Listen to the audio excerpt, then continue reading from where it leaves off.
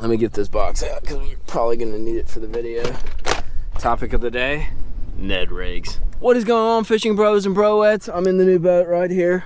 Absolutely loving it. I got a timely tip video for you though, and if you are making this mistake, it's probably costing you bites. So what is the mistake I might be making, balls? Well, we'll get to that in a second, but how about a giveaway, right? So what I want you guys to do, hit like and subscribe on this video, and then go down in the comment section and tell me you want the giveaway, dude. Go down there and let me know. I'm gonna give away a little monster bass gambler grab bag. Perfect stuff for this time of year for spring bass, and it's free and it's fun and it's baits, right? But let's talk mistakes. One of the biggest questions that I've run into when I'm fishing a Ned, and really experience has kind of taught me the answer, which is pretty cool, and that's the way we go about fishing, is do I want to drag it or do I want to shake it? And there's going to be exceptions to this rule, and I'm going to let you know a few of them that I'm aware of.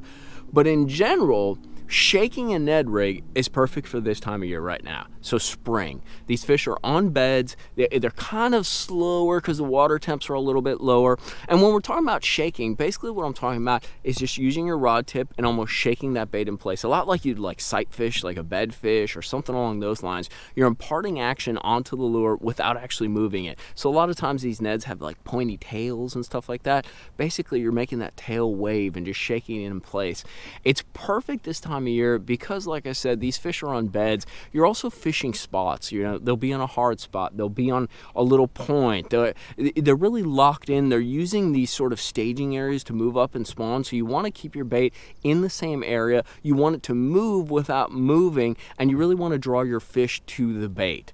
The other type is dragging. So when do you do dragging versus shaking a bait?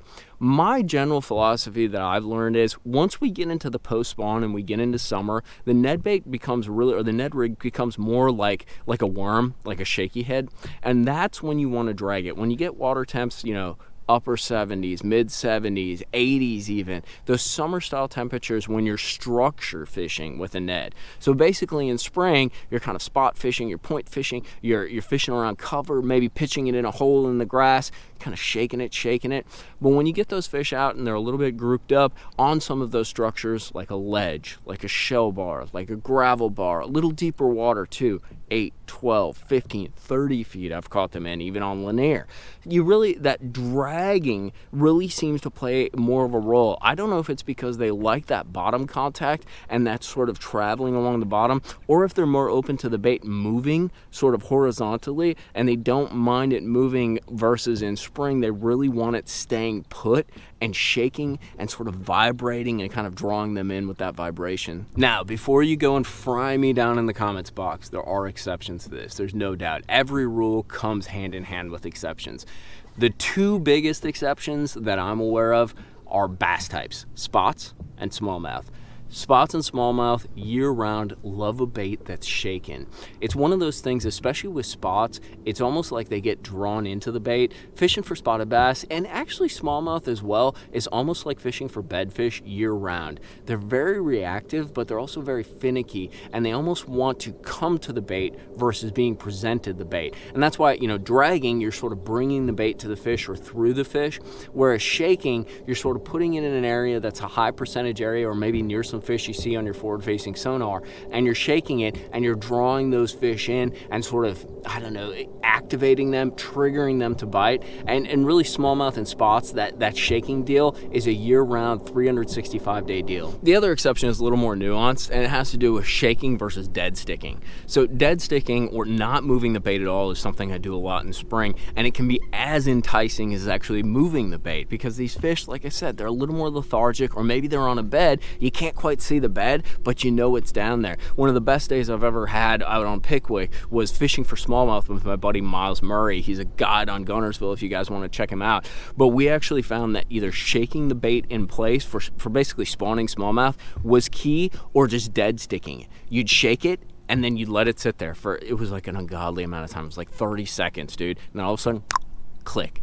They would tap it, and it was like, this is a 4-pound smallmouth. It's crazy. Lanier was the same way. We were out there, and dead sticking that bait, just kind of shaking it in place, but then dead sticking it for like 15, 30 seconds was super key. So something you got to play around with in spring is, do I shake or do I just leave it there? Rod and reel setup for either shaking or dragging, it's pretty similar either way. You guys know my setup, it's pretty straightforward. I run that KS2 Elite, it's a 610 spinning rod, 8-pound fluorocarbon, 14-pound braid, and I actually got a hair jig on this guy. But for my little bit heavier Neds, I run a 7-foot medium Halo TI, just with a little, it's like usually a Shimano, I think this is the KS, just like a 721 speed reel and 12-pound fluorocarbon.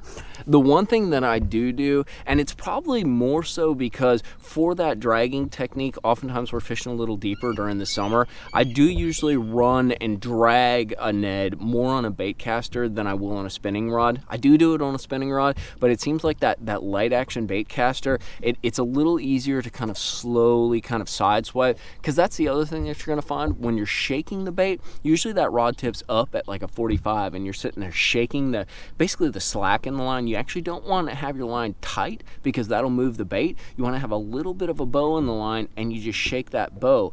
However, when you're fishing and dragging that Ned, it's a little nicer to kind of keep direct contact and use that bait caster and do that little side kind of like almost like a Carolina rig drag. And I find that's easier with a bait caster just because it's a little more like worm fishing, and I'm used to worm fishing with a bait caster. I also like having a little bit more stoutness. Like I said, one, because I'm throwing a little heavier Ned, and two, I'm usually catching some chunkier bass, you know, some pods of fish in summer where they're schooled up. It's a little easier to catch them, get them in the boat real quick instead of fighting them on that drag the whole time. So you guys see, I've been out fishing. I got a bunch of straight tails. That's actually a 7-inch mag Ned that I set up with the Gambler Ace.